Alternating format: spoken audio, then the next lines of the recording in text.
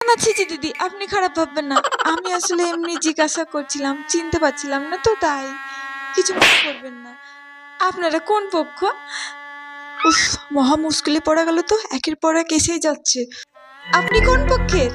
আমি ছেলে পক্ষ থেকে। আচ্ছা আচ্ছা, আমি মেয়ে পক্ষের, মেয়ের বান্ধবীর মা আমি। হ্যাঁ? আমার বান্ধবী? আমি জানি না। ও আচ্ছা আচ্ছা। মা, তুমি একটু আগে বললে না তুমি ছেলে পক্ষের? শোন মানু, তুমি মেয়ে পক্ষের। তোকে যদি কেউ জিজ্ঞাসা করে না তুমি কোন পক্ষের, তুই আগে জিজ্ঞাসা করবি আপনি কোন পক্ষের। উনি যদি বলে যে আমি ছেলে পক্ষের, তাহলে তুই বলবি তুই মেয়ে পক্ষ। আর উনি যদি বলে মেয়ে পক্ষ, তুই তখন বলবি ছেলে পক্ষ।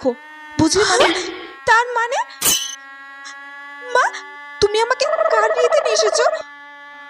আমাকে তুমি কোথায় নিয়ে এসেছো? আরে তোকে অত শত ভাবতে হবে না, তোকে খেতে নিয়ে এসেছি, তুই খা চুপচাপ। মা সত্যি করে বলো, আমরা